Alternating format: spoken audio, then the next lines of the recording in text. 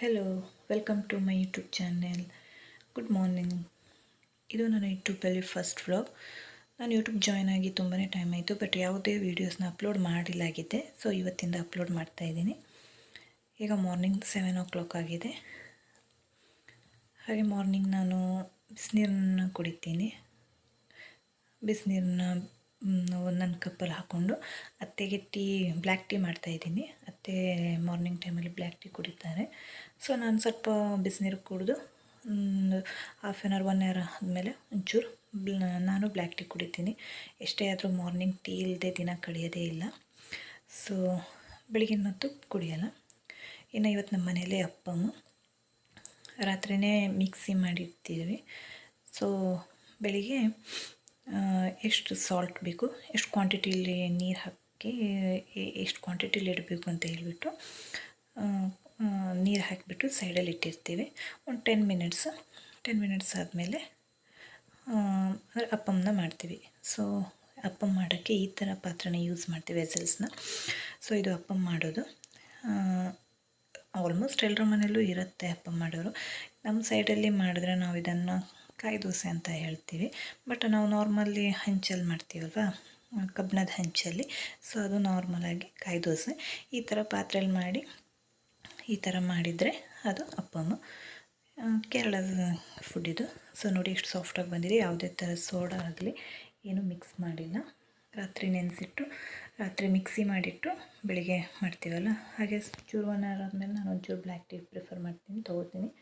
ಹಾಗೆ ಅಪ್ಪಮ್ಮ ಮತ್ತು ಇವತ್ತು ತಿಂಡಿಗೆ ಕಾಯಿ ಚಟ್ನಿ ಮಾಡಿರೋದು ನಮ್ಮ ಅತ್ತೆ. ಸೊ ಅವರು ಕೇರಳ ಸ್ಟೈಲಲ್ಲಿ ಚಟ್ನಿ ಮಾಡಿರೋದು. ಹಾಗೆ ಲಂಚಿಗೆ ಪ್ರಿಪೇರ್ ಮಾಡ್ತಾಯಿದ್ದೀನಿ. ಇವತ್ತು ಮೊಟ್ಟೆ ಸಾರು. ಅದೇ ಮೊಟ್ಟೆನ ಬೇಯಿಸೋಕ್ಕಿಡ್ತಾಯಿದ್ದೀನಿ ಕುಕ್ಕರಲ್ಲಿ, ಸಣ್ಣ ಕುಕ್ಕರಲ್ಲಿ ಹಾಕಿ ಬೇಯಿಸೋಕ್ಕಿಡ್ತೀನಿ. ಹಾಗೆ ಗ್ಯಾಸೆಲ್ಲ ಕ್ಲೀನ್ ಮಾಡಿಬಿಟ್ಟು ಅನ್ನಕ್ಕೆ ಸಾಂಬಾರಿಗೆ ಮೊಟ್ಟೆ ಬೇಯಿಸ್ತಾಯಿದ್ದೀನಿ. ಹಾಗೆ ಬಿಸಿನೀರನ್ನ ಗ್ಯಾಸಲ್ಲೇ ಬಿಸಿ ಮಾಡ್ತಾಯಿದ್ದೀವಿ. ನಮ್ಮ ಮನೆಯಲ್ಲಿ ಅತ್ತೆ ಮಾವ ಎಲ್ಲ ಬಿಸಿನೀರಿಗೆ ಕುಡಿತಾರೆ. ಹಾಗೆ ಆಲ್ಮೋಸ್ಟ್ ಇಲ್ಲಿ ಅನ್ನ ಆಗಿದೆ. ಒಂದು ವಿಷಲ್ನ ಇದು ಮಾಡ್ತೀವಿ, ಒಂದು ವಿಷಲ್ ತೆಗಿತೀವಿ. ನಮ್ಮ ಮನೇಲಿ ಮಾಡೋದು ನಾವು ಬೆಂತಕ್ಕಿ ಬಾಯ್ಲ್ಡ್ ರೈಸ್. ಹಾಗೆ ಇಲ್ಲಿ ಮೊಟ್ಟೆ ಸಾರು ಕೂಡ ಆಯಿತು. ಮೊಟ್ಟೆ ಸಾರು ನಾನೇನು ಮಾಡಿಲ್ಲ, ನಮ್ಮತ್ತೆ ಮಾಡಿರೋದು. ಅಂದರೆ ಅವರು ಕೇರಳ ಸ್ಟೈಲಲ್ಲೇ ಮಾಡಿರೋದು. ನಾನು ಮಾಡಿದ್ರೆ ನಮ್ಮ ಸ್ಟೈಲಲ್ಲಿ ಮಾಡ್ತೀನಿ. ಬಟ್ ಆಲ್ಮೋಸ್ಟ್ ಅವರು ನಮ್ಮ ಮನೇಲಿ ಆಲ್ಮೋಸ್ಟ್ ಅಡುಗೆ ಆಗೋದು ಕೇರಳ ಸ್ಟೈಲಲ್ಲೇ ಅಡುಗೆ ಆಗುತ್ತೆ. ಅವರು ಅಂದರೆ ಅವ್ರ ಅಡುಗೆಗೆ ಹೊಂದ್ಕೊಂಡಿರ್ತಾರಲ್ವ. ಹಾಗೆ ಬಾಯ್ಲ್ಡ್ ರೈಸ್ ಕೂಡ ಇಲ್ಲಿ ಆಯಿತು.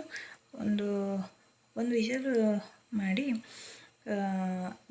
ಬಸಿ ಅಲ್ಲ, ಅಂದರೆ ಎಷ್ಟು ಸಾಲ್ಟ್ ಬೇಕೋ ಅಷ್ಟು ಹಾಕಿ ಚೆನ್ನಾಗಿ ಮಿಕ್ಸ್ ಮಾಡಿಬಿಟ್ಟು ಒಂದು ಪಾತ್ರೆಯಲ್ಲಿ ಹಾಕಿ ತೆಗಿತೀವಿ. ನೀರನ್ನ ಗಂಜಿನ ಏನು ಯೂಸ್ ಮಾಡಲ್ಲ.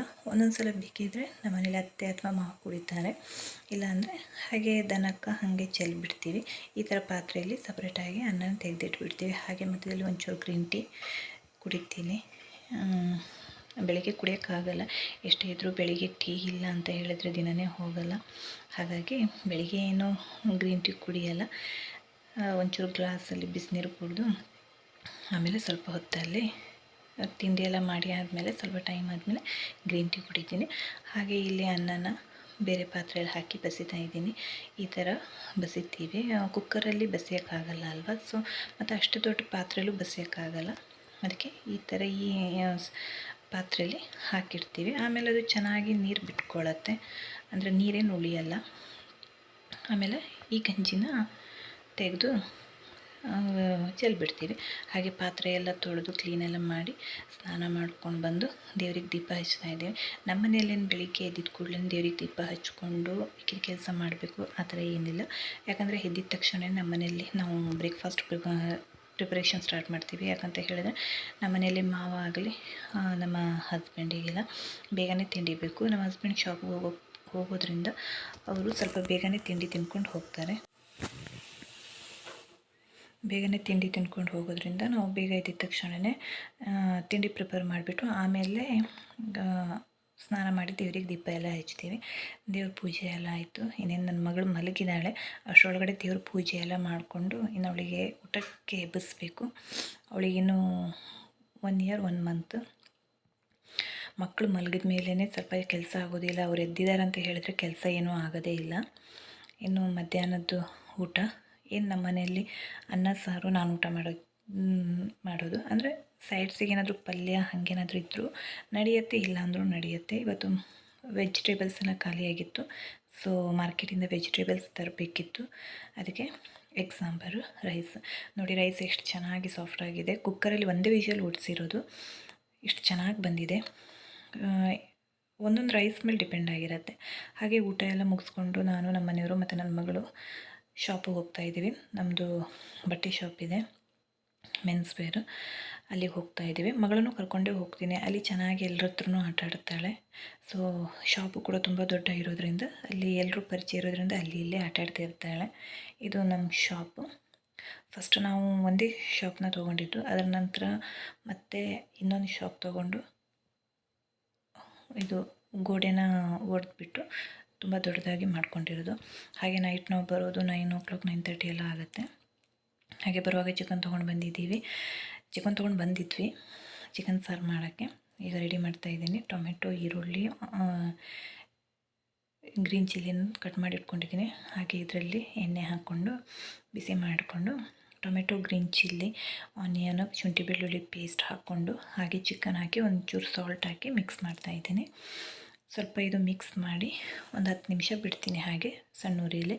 ಆಮೇಲೆ ಮತ್ತೆ ಮಧ್ಯದಲ್ಲಿ ನೋಡಿಕೊಂಡು ಒಂಚೂರು ಮತ್ತೆ ಚೂರು ಬೇಯಬೇಕಿತ್ತು. ಅಷ್ಟರೊಳಗಡೆ ಇಲ್ಲಿ ಮಸಾಲ ರೆಡಿ ಮಾಡೋಣ ಅಂತ ಮಸಾಲ ರೆಡಿ ಮಾಡ್ತಾಯಿದ್ದೀನಿ. ಮಸಾಲಕ್ಕೆ ಎಲ್ಲರೂ ಮಾಮೂಲಿ ಏನು ಹಾಕ್ತೀವಿ ಅದನ್ನೇ ಹಾಕ್ಕೊಂಡು ರೆಡಿ ಮಾಡೋದು.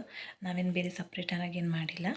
ಹಾಗೇನು ಮಸಾಲ ರೆಡಿ ಮಾಡಿ ಇಲ್ಲಿ ಚಿಕನ್ ಸ್ವಲ್ಪ ಬೇಯ್ತಿದ್ದಂಗೆ ಚಿಕನಿಗೆ ಮಸಾಲ ಮಿಕ್ಸ್ ಮಾಡಿದ್ದೀನಿ. ಹಾಗೆ ಎಷ್ಟು ಸಾಲ್ಟ್ ಬೇಕು, ಹಾಗೆ ಎಷ್ಟು ಕ್ವಾಂಟಿಟಿಲಿ ನೀರು ಮಿಕ್ಸ್ ಮಾಡಬೇಕು ಅಂತ ಮಾಡಿಬಿಟ್ಟು ಎಷ್ಟು ನೀರು ಬೇಕೋ ಅದನ್ನು ಮಿಕ್ಸ್ ಮಾಡಿ ಕುದಿ ತರಿಸಿದ್ರೆ ಆಯಿತು. ಇನ್ನು ಇವತ್ತಿನ ವ್ಲಾಗ್ನ ಇಲ್ಲೇ ಎಂಡ್ ಮಾಡ್ತಾಯಿದ್ದೀನಿ. ಇಷ್ಟ ಆದರೆ ಲೈಕ್, ಶೇರ್, ಸಬ್ಸ್ಕ್ರೈಬ್ ಮಾಡಿ. Thank you.